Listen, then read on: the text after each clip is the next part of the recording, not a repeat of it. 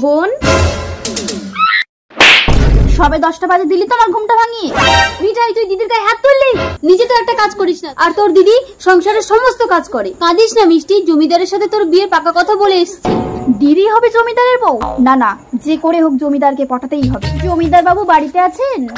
কে? আমার মা আপনার সাথে আমার বিয়ে পাকা করেছে। ও আচ্ছা আচ্ছা, উঠে এসো। আপনি চাইলে আমার সাথে বিয়ের আগেই বউয়ের সাথে নিতে পারেন জমিদার বাবু। ভীষণ ভালো লাগলো, তুমি যাও, আমি কালই তোমাদের বাড়িতে গিয়ে তোমাকে বিয়ে করে আনবো। আসুন জমিদার বাবু। এই মিষ্টি, বেরিয়ে আয়, জমিদার বাবু তোকে বিয়ে করতে এসছে। আপনি এই মেয়ের কথা বলছিলেন? হ্যাঁ, এই তো আমার বড় মেয়ে মিষ্টি। সত্যিই ভারী মিষ্টি। দাঁড়ান, আপনি আমার সাথে সবকিছু করে আমার দিদিকে বিয়ে করতে পারেন না? মিঠাইয়ের কথা যদি সত্য হয় তাহলে তুমি মিঠাইকেই বিয়ে করো জমিদার বাবু। আমি ওকে চিনি না মিষ্টি। আমি এর প্রতিশোধ নেব। জমিদার বাবু, আমি আপনার বাড়ির চাকরানি হতে চাই। মিঠাই, আদেশ করুন মহারানী। বলো তো মিষ্টি, আমাদের ছেলে হবে না মেয়ে হবে? দেখো, মনে হয় বোন পড়ে গেছে। আমি পড়ে গেছি, আমাকে কোলে তুলে নাও। ছাড়ো, আমি আর তোমার কোনো ফাঁদেই পা দেবো না। রুকো যারা।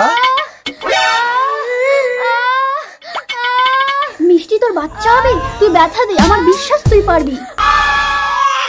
আমি চাকরানি, তুই রাজরানী হবি। বেহুশ হয়ে শুয়ে থাক, এই বাচ্চাকে জীবন্ত পুঁতে এসে তো ব্যবস্থা করছি। আরো, তুই কি সবসময় আমার শরীরটাকে ভোগ করবি? কাজের কথা শোন, এই বাচ্চাটাকে পুঁতে দিয়ে আয়। এ কি মিঠাই, তোমার হাতে পাথর কেন? আমার সন্তান কোথায়?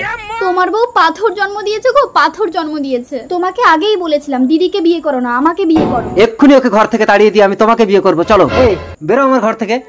তুমি আমাকে বিশ্বাস করো, আমি সন্তানের জন্ম দিয়েছিলাম, আমি কান্না শুনেছি। ঠিক আছে, সন্তানকে যদি খুঁজে আনতে পারো তবেই আমি তোমাকে বিশ্বাস করবো। যাও।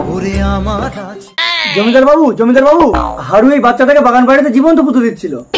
মিঠাই, তুমি বাচ্চাটাকে নিয়ে নাও। প্রহরী, তুমি হারুকে বাগান বাড়িতে নিয়ে গিয়ে গাছের গায়ে বেঁধে রাখো, ওকে শান্ত করো। এ কি মিষ্টি, কোলে নিতে বাচ্চাটা শান্ত হয়ে গেল? কারণ বাচ্চাটা ওরই জমিদার বাবু, আমাকে ক্ষমা করে দাও। প্রহরী, এইটাকেও বাগান বাড়িতে নিয়ে গিয়ে ওই চোরের সাথে গাছের গায়ে বেঁধে রাখো।